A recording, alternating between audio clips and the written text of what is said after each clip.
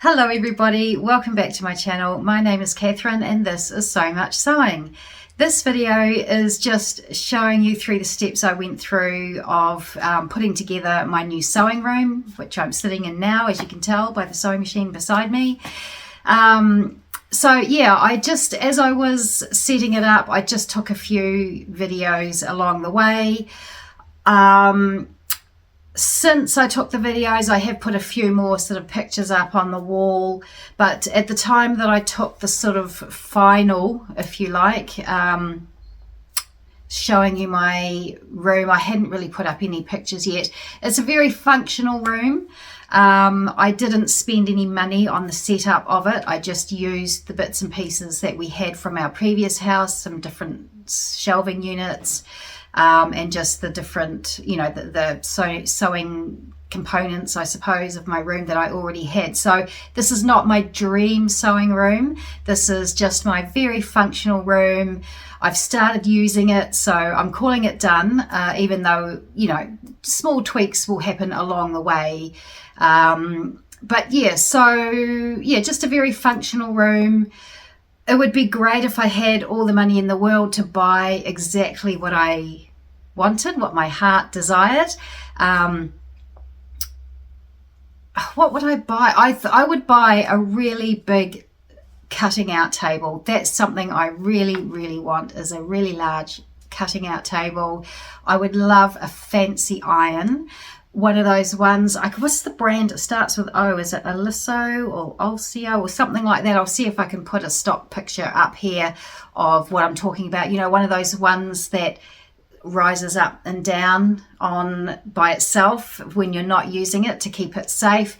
Or I actually would love one of those proper steam irons where you've got your sort of boiler as a separate unit, not part of the iron like this one is here, but a separate boiler unit.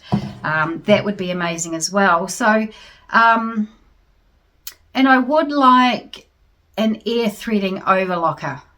Who wouldn't? But there's really not a lot of stuff I really want, although having said that, probably the things that I do desire are fairly hefty outlays. But yeah, so it's really just the cutting table, an air threading overlocker, and some kind of better steam iron situation. So yeah, I mean, it would be interesting to know actually what you guys dream of in your sewing room. If you had all the money in the world, what would you put in your sewing room? So just let me know in the comments below. You might give me some ideas and you might get me dreaming about some other things. But at the end of the day, like I say, functional sewing room, it's all good. It's working really well. I've made several items which I will talk you through in my next video. This is one of them, so I'll talk you through this next week.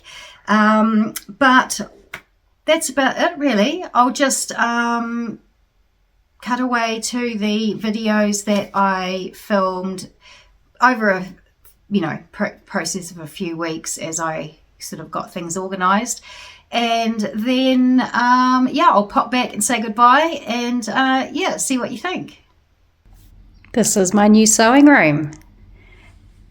As you can see, I've started unpacking a few boxes, looking for a few different things, but what a big job this is going to be. I've sort of spent time getting the rest of the house sorted, and now it's time to start on my sewing room.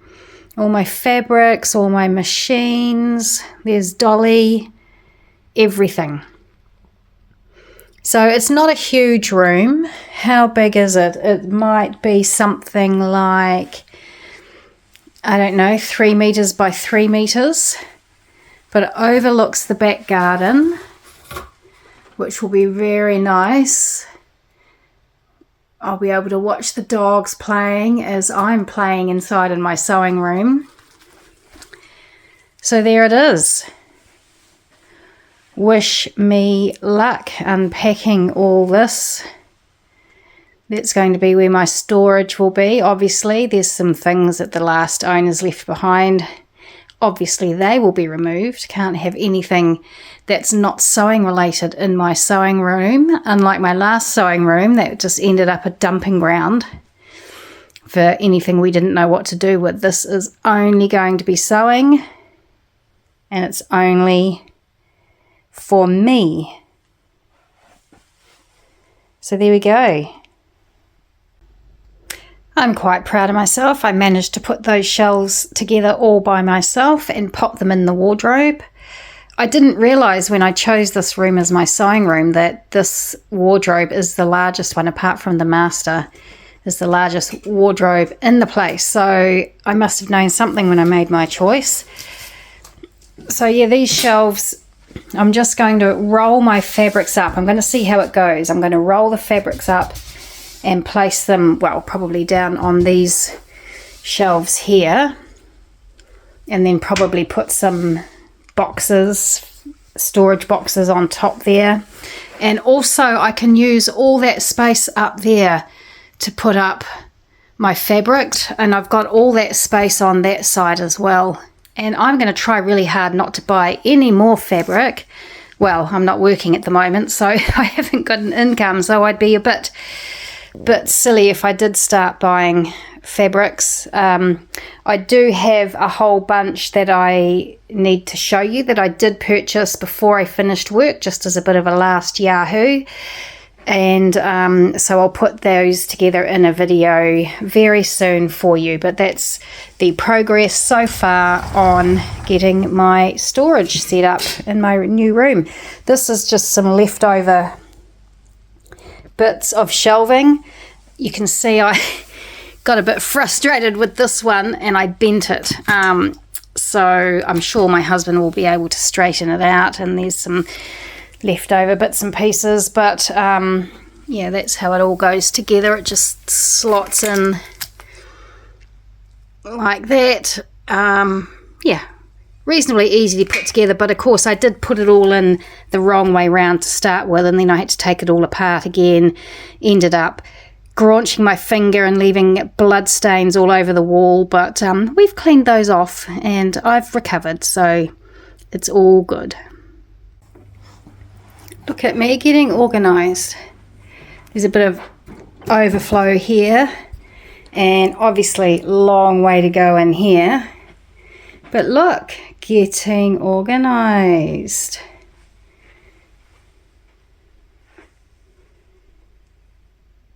I'll show you this in a bit more detail another time, but here we go. This will be my sewing pad. I'll sit at my overlocker here looking out the window. I'll sit at my sewing machine here looking out the window. And then when I come around to the other side, oh hello Fluffy, come around to the other side when I'm cutting out, I'll be looking out that window. So yeah, a little way to go yet. I've got some more storage coming. I will keep you posted. I'm just going to walk you around.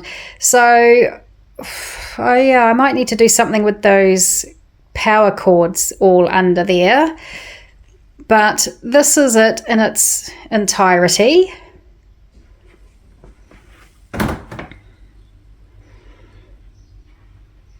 And yep, over here is my computer. I'll do my video editing once I get around to that. My ironing set up there. I have actually been using this little Minnie Mouse cotton remnant really for my pressing cloth. I did buy a pressing cloth that was specially designed to be a pressing cloth, with it was impregnated with some special chemicals rather, but man, that thing stinks. So I prefer to use old Mickey Mouse there. So I've just given myself a little bit of space here where I can just put my pressing ham, and where I can just, you know, have a little bit of extra space there for what I'm sewing. You can see I've been sewing because there is scraps on the floor. Another tangle of cords. I need to do something about that, don't I? But here we go. This is my sewing setup, and it's pretty much exactly the same setup that I had in my, oh, I need that coffee. So yeah, pretty much the same setup as I had in my old room, but I'm looking out on that lovely garden. In my sewing cabinet here, this is a Horn cabinet. The brand is Horn, so I don't know if Horn is popular in other parts of the world. But there we go, proudly made by Australians.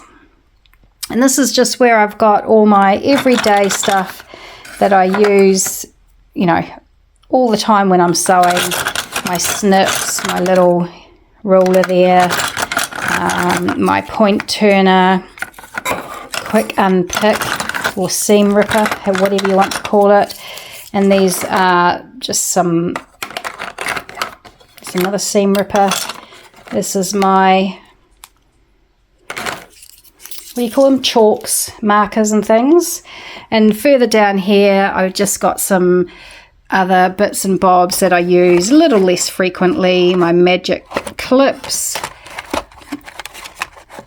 safety pins, needles, extra tape, sellotape, extra blades for the rotary roller, my little thing of needles that I got in a Dahlia Society bespoke box 1 month, some fabric weights, my bobbin case, and over under here I just have, you know, things that I use. That's my ruffler foot, which I have used one time, but I think it takes a bit of practice to get it right. There's some extra cartridges for my marking, one of my marking pen things, and trims and buttons and things like that. Up here in this tray I've got some very useful sewing things for loop turners and elastic stuffers and that sort of thing. In here is my kit for putting snaps on, and I did just use that the other day. I have made a few items which I will talk about in another video, and I've used my snaps there. And so here in my drawer, this is my tin of mini buttons in the Dilmar tin. This is my box of mini needles, sewing needles. In a box I had some eyeglasses come in here one time, so I've used that. This is Kylie and the Machine label collection. I've never looked at that. Has anybody ever looked at the disc that comes with their machine? And this, this is what comes with the machine. Extra feet were in here, and oh, this is actually for my cover stitch machine. Anywho, so that's what is in my Horn sewing cabinet. Over here on this wall is some shelving that I put up myself very cleverly, if I do say so myself. I have on this bottom row, I have some indie patterns. These are all the indie patterns. I might have more somewhere. This is some ribbing that I have, stretch ribbing. Down here is my bulk overlocking threads and some bits and pieces. This is my block for when I am using it for jeans buttons and things. You can see it's had a good hammer. That is a paper trimmer, a guillotine for when I'm putting together A4 PDFs. Up here is, oh, that's my beautiful friend Karen, who sadly passed away recently, or not that recently, but enough that I want to keep that there. Bunches of books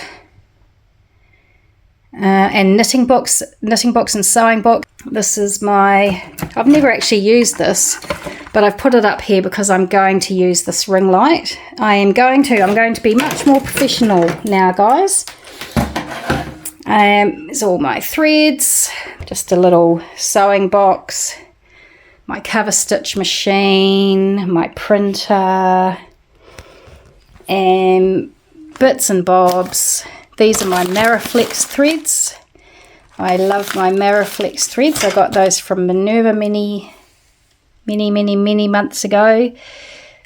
And those patterns down there are actually patterns that no longer fit me, that I need to destash them because they no longer fit. And this is my amazing storage cupboard here, guys. Look at the size of that.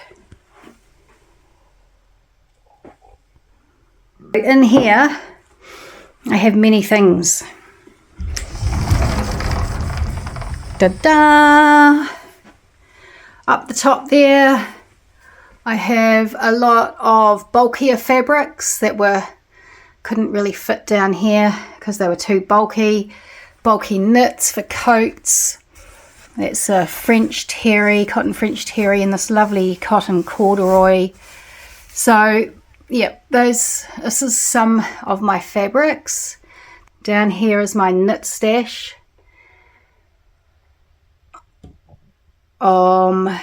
Mostly rayon or cotton jersey knits. There's some French terries here, which we're getting a little bit too warm for at this time of year already. I mean, you know, we're just going to get warmer and warmer, so I probably won't be doing a lot of French terry sewing. And down the bottom there is my, I'm sorry, I hope this isn't too jiggly for you. This is my merino stash, my merino and wintry knits. And down here is just some stretch fabrics that I have, stretch wovens. On this shelf unit here, we've got some more indie patterns. Oh, this is a box of sort of athletic knits and sort of swimwear type things. There's some power mesh in there, I believe. This is interfacing, just some sort of remnanty things that I think are useful enough sizes that I can do something with them. This is just an old sewing box, couple of old sewing notions, you know, the old random bits and pieces in there. And here's my commercial pattern stash, and some, again, another box of, what is in here? Oh, that's actually recording equipment, and my steamer and my iron. I do actually have, if I turn you around without making you too dizzy, it's just my old sewing machine, old sewing machine there in the cover to my brother. Under my table here, I do have some scraps, bins of scraps. But also this bin here is a very old bin, and it's probably got to be 15 or 20 years old. And in it is a whole lot of more commercial patterns. I haven't gone through it in, like I say, 15 years, I don't know, maybe more. So I need to have a look in there and see what I've got. A lot of it maybe I will destash, but, you know, there's more. And there's more fabrics. There's some wool fabric there with a sort of a lurex thread through it. This lovely corduroy, I got this on a destash. So they're sort of mostly wintry fabrics and larger cuts. This is actually a stash of fabrics. There's a couple of things. There's some, before I stopped filming about 3 months ago, I was going to be doing a Sew Denim for April challenge that the lovely ladies in Australia, the lovely vloggers, were running. But of course I got caught up doing other things and didn't get that done. But that box has got just those denim scraps that I was going to use. And also, but in here is a whole lot of fabrics that I need to show you. There's a new fabrics and I need to talk to you about those and show you those, but I'll do that in another video. More indie patterns. I've just made up this Jenna shirt, which I'll talk to you about in another time. And down here is my fabric stash. The rest of my fabric stash. And I do believe that I have got everything in this wardrobe now. So on the bottom there is more sort of heavier weight, wintry things, wools and heavier GSMs, and up here is more lighter weight cottons, linens. Actually this end here is linen, and this end, that is a silk georgette. There's Liberty cotton there, there's some satins, there's some fabric from the Dahlia Society, one of the bespoke boxes, and up here is, yes, these are all mostly cottons. And yeah, so that's a voile, that's a crepe, that's a viscose actually. So yeah, lots of stuff in there, and I am determined to sew from the stash. I have more fabric than anybody needs, really. I don't imagine it's the biggest stash in the whole wide world, but it's a pretty big stash if you think about it. All that down there, all that up there, and all that there. So watch the space, watch me sew through my stash, guys, and use patterns that I already have. Hopefully I won't be buying too many patterns as well. Anyway, that is the plan. So there we go. I hope you enjoyed having a look through my sewing room. We're all a little bit nosy, aren't we? Well, I know I am. Like I say, it's nothing amazing. It's functional. It probably looks like many other people's sewing rooms around the world. What did you think of my stash? Was it as big as I think it is, or is it just a very average sized stash, nothing to write home about?